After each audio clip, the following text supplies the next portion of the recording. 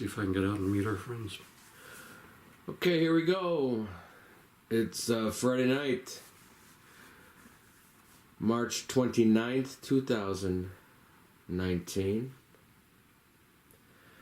I'm Paul Power, bringing you Robert Nelson, who is working on contacting Avin, or the Zaahyin priest from Andromeda.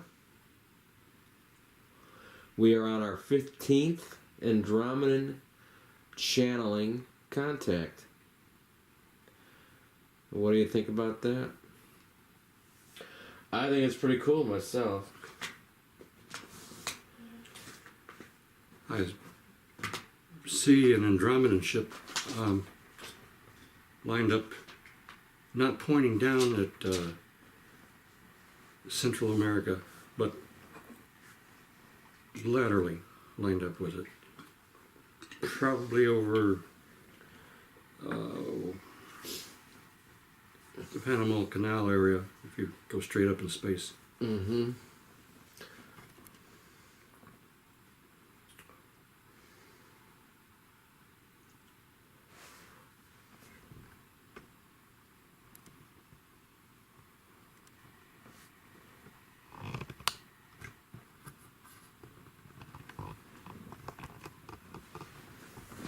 It's funny.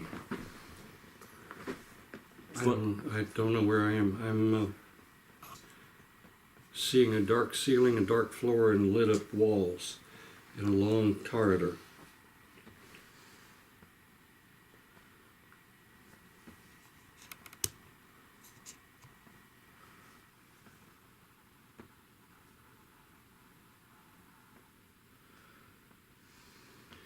There seem to be some kind of carvings on these walls, fairly large size carvings. They don't mean anything to me. I don't know what they're about.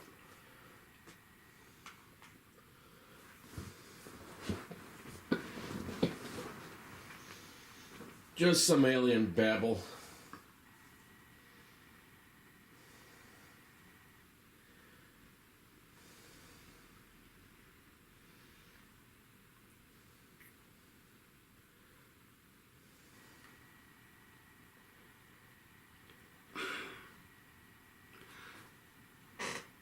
Now I'm seeing a picture of,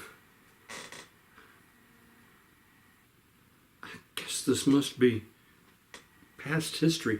I'm seeing a picture of, it looks like Martian landscape. There's a huge blast of light, and it looks like the land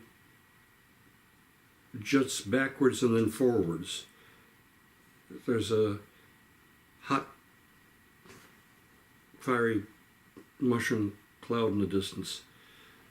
I don't know why I'm being shown this stuff. Yeah, usually you don't know either, huh, Merlin?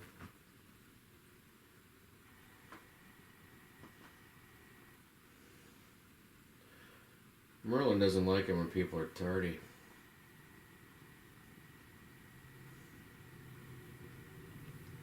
A lot of sand blowing around. This isn't what I was expecting this evening. Seems like they're stalling to me. Seems what? Like they're stalling.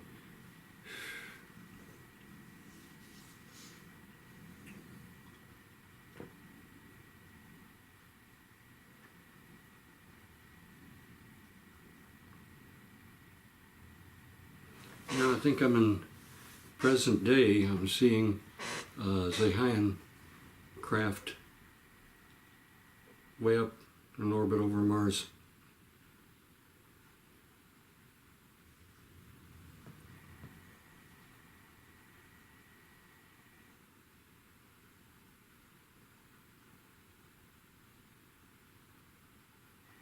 I see Avin.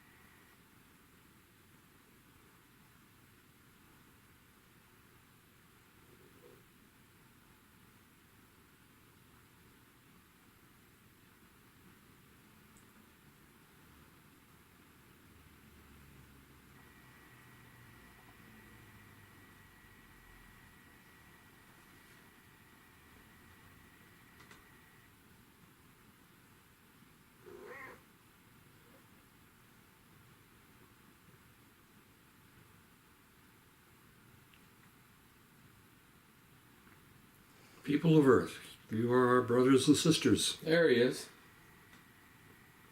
We have just shown Bob the ancient history of Mars, a piece of that history. The reason for this is because there are those we would use the term hidden and evil places, who would bring about this type of history again on Mars if need be, if they cannot have the power that they so crave and have had for at least 1,400 to 1,700 years.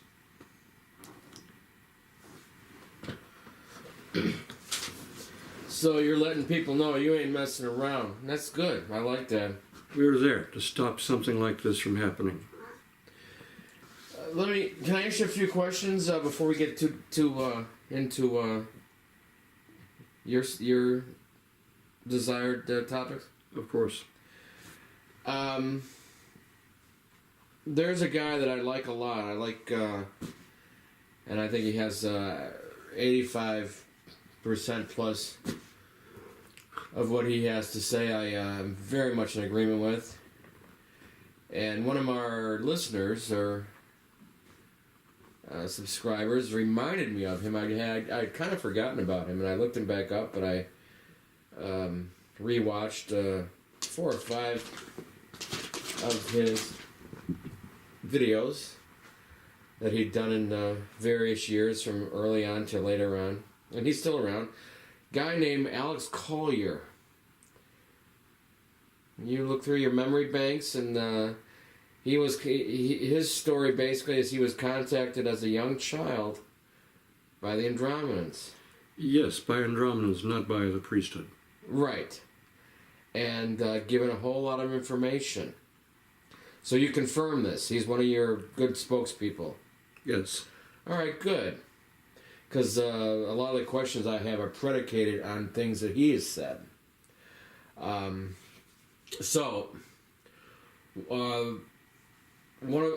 of his statements, and I'm just going to talk about things that I think might be a little controversial or questionable in my mind. Like I say, I pretty much like what he has to say, and very much in agreement. From what I see of him, I've always liked him as a person. I think he's a really good guy. Very heartfelt, real person. So, with that said, so he says that you guys have basically been around since 1980. Only since 1980? Well, interacting, with humanity. Again, I say only since 1980. Well, this is what he says, that you guys told him. We've been interacting with humanity for quite a long time before. That's what I know. So, again, I want to mention it because this guy has a lot of videos out there. And before, I'm trying to nip something in the bud. If you're familiar, you can extrapolate that meaning. I foresee that people that are big fans of his might see the contrast between what he's saying and what we're saying and say, hey, but, I believe in Alex Collier, and he says this, and you guys say this. Could you say about this? So I'm trying to head off a lot of questions, and people's issues that might be coming down the pike. Okay, all right. There have been stages to what we've been doing, if that answers your question. Yeah. But then this has been true of most races that have influenced and interacted with your race in ways that are healthy and other ways that are not. Well, he one of the things he said, and I think this was in one of his videos that he had made from one of his presentations in the 90s, said that you guys had, the Andromedans had thrown down a gauntlet, and at the time of that particular recording said that that if things hadn't changed, you were going to, or the Andromedans were going to eradicate all the reptilians from our solar system by 2003, one way or the other. And then, and of course, as we know, that didn't happen. So you could comment on that, and also comment on the fact that in a little later videotape, he said that you guys, you did kind of like, pull back for a while in the early 2000s, and then you came back around and had expressed some a sentiment to him to the effect that you really did want to help and do more to straighten things out here, and you had meant to do so, but you were actually, the Andromedans by and large were regretting not getting things started a lot sooner. And I think that's a good, valid question, for right here and now, because here we are, 2019, and you're just now really getting serious about, helping eradicate some of these bad, alien influences, and the, clearing, the bad holographic grid, so people can, start to be more spiritual and be more themselves. So why, to be clear, why is it that you guys kind of dragged your feet for last so many decades? It's a fine question. Why did you people drag your feet?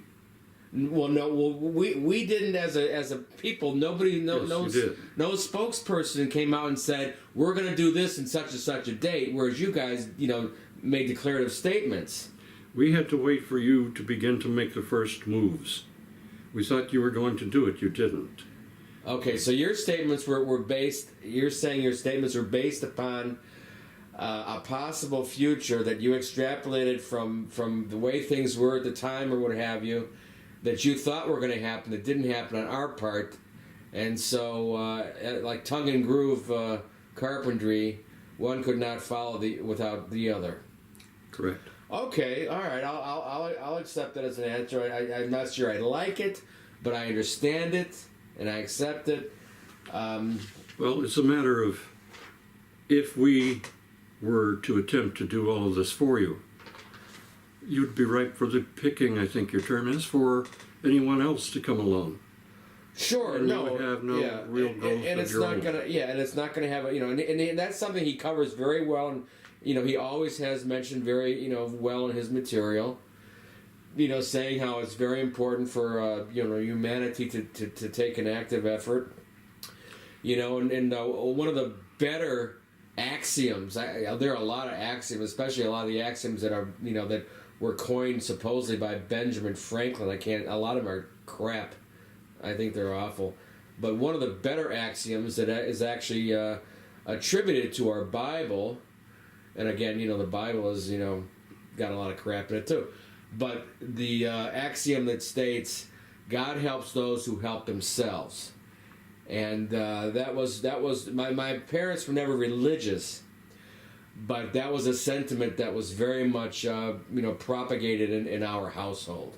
To not wait for somebody to save you, to get off your ass and start doing what you can do. And if you do that, a lot of times you will rally the same sentiment as people see what you're up to, and those that are of like mind will come to your aid. So I very much accept and understand that sentiment, and it's a very good one to put out there. We had thought that back in your 1960s, that there would be a massive trend that would bring humanity to a greater spirituality. Yeah. Unfortunately, there were behind-the-scenes efforts, which we're not going to go into this evening because it won't do any good. Yeah, but I know exactly what you're talking about. Were made to try to derail that, and to some degree they did. Yeah. Now, you didn't really recover again until the mid to late 1990s, when behind-the-scene movements began to take shape. Well, what about, there was a huge renaissance of New Age, And again, it was, very much sidetracked and copycatted by, efforts starting with the CIA. The CIA, without getting into it, like you say, was behind what derailed the '60s love movement. They promoted a lot of drugs and everything, and to diminish the love movement of the '60s. And they did the same thing again in the '80s. I see the '80s was a very good. I grew up. I came of age, if you will, in the '80s in terms of information got a lot easier to find.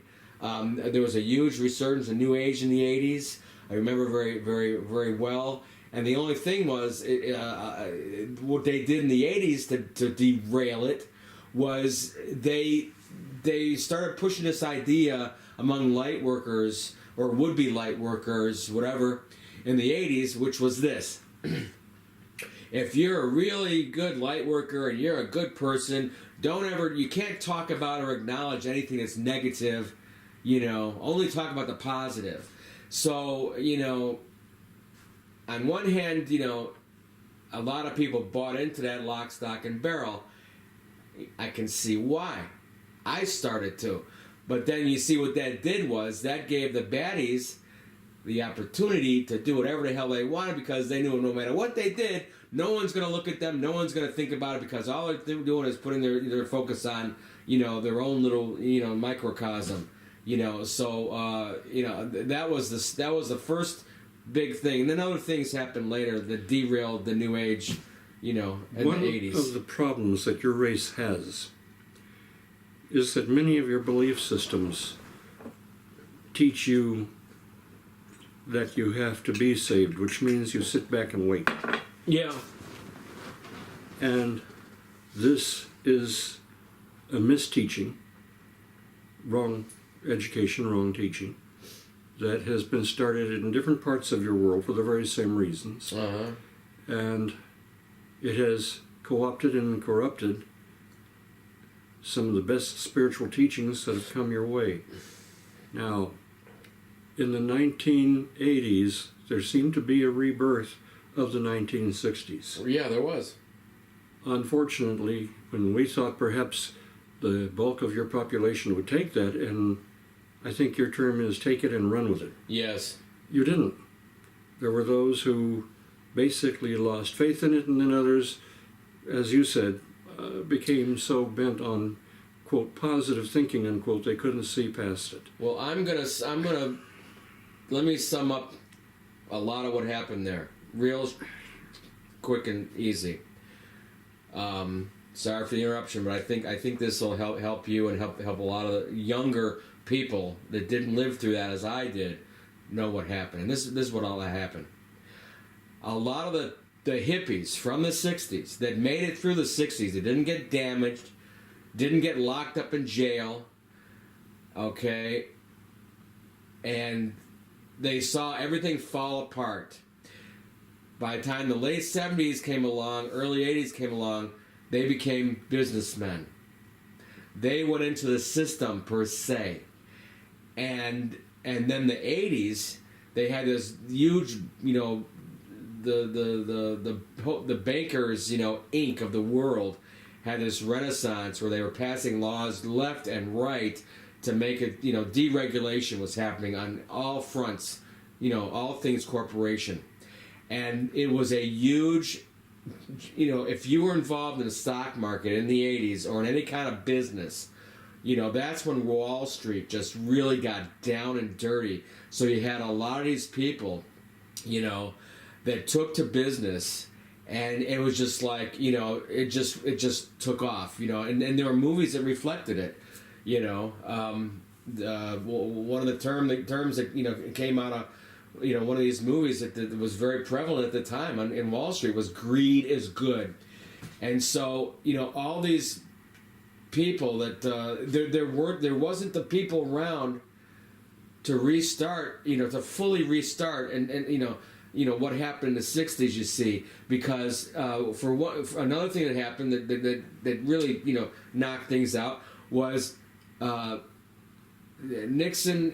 President Nixon and Reagan looked around and said, it was the young people all the so-called, liberal young, the terrible liberal young people that were in college that we let them go to, colleges that we subsidized, that they didn't have to pay anything for to go to, that came and protested the Vietnam War and protested this and protested that. Well, I'll be damned if our government and our people are going to support, young people to go to college if they're going to protest what we do. So then, at the same time, colleges became very expensive. And so you didn't have a lot of people going to college. You couldn't afford it except the very rich. And the very rich kids were going for specific, goals and pieces of paper to hang on the wall that they can, get out of college and get real, go right into business to make big money. And so they had this whole finance thing came, and it just like all but washed over, just superseded and washed over the whole New Age movement. So what was left was a very quiet, very powerful, but very quiet New Age movement in the 80s that was the wind was taken out of the sails of it. You're talking history. The thing is,